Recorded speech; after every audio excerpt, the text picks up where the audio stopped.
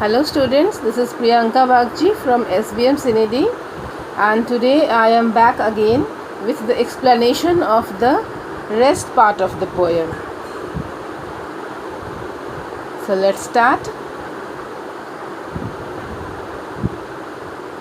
These are the things we have already seen, and coming to the poem.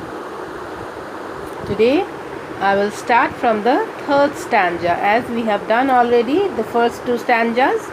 Today I will start from the third stanza. The first I will read the line by line poem and then discuss, explain. So this is the line. Macavity's a ginger cat, he's very tall and thin. You'd know him if you saw him, for his eyes are sunken in.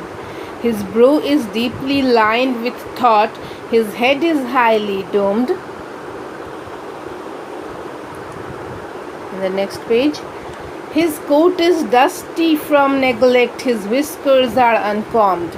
He sways his head from side to side with movements like a snake, and when you think he's half asleep, he's always wide awake. These are the line by line reading of the poem, and then the discussion, the explanation of these lines. That in this third stanza, the poet describes Macavity as a ginger cat. So ginger cat means to say that the ginger colored cat. Basically, the ginger cats are males and they possess a masculine vitality, self-will and independence. The poet proceeds to describe the cat by telling us that he is brown in color, very tall and thin in body. His eyes are sunken in and eyebrows are deeply lined with thought. Macavity spends most of the time thinking and plotting. That's why his eyebrows are like that. Always thinking and plotting. You must have seen that eyebrows become this way crooked, like always engraved with thought. His eyes are sunken in and his head is highly domed or round in shape. His coat means its furs are dusty, and his whiskers means long stiff hair grown near the mouth are not combed, because it doesn't have all that time to care for his body and appearance. He does only what his brain says.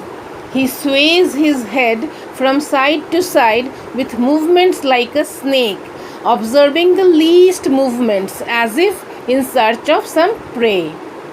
One more characteristic is given here about Macavity is that he seldom sleeps, even if he appears to be asleep, but that is only to fool his captors, the police and Scotland Yard.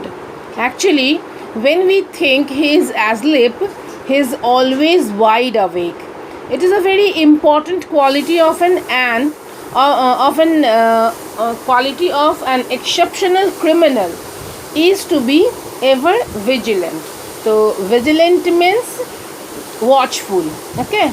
So being the criminal mastermind, an internationally wanted criminal, Macavity is awake and vigilant, though he appears to be asleep. About being asleep of the cat, I would like to add one more consequence, that it's an old saying that cats close its eyes and drinks milk. Okay. The meaning is that the cat thinks while it is drinking milk, no one is seeing it, by closing its eyes. This proverb is used to tell if someone is doing some mischief, they think no one is seeing them, and that like the cat also does. So probably the poet T.S. Eliot also thought this way while speaking about Macavity's mischief. So the third stanza completes here. And coming to the next stanza.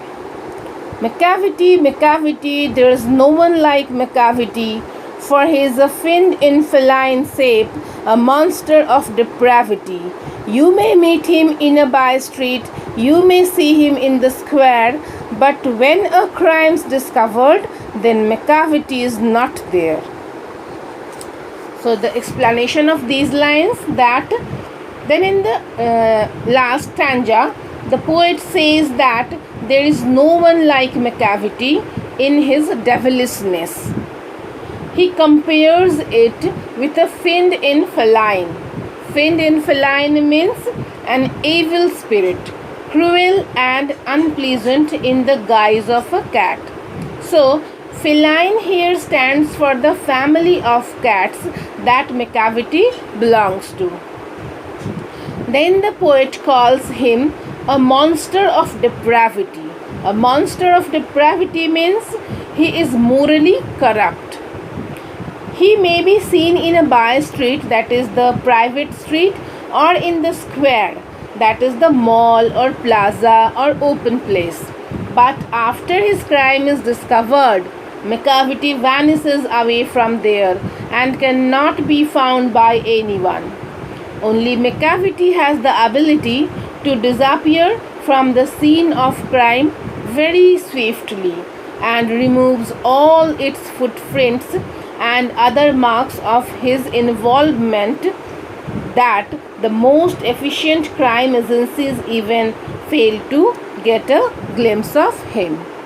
So this was the explanation of the last stanza, and this way today we complete the explanation of the poem, and next day I'll again come back with the conclusion and the rhyming scheme of this poem.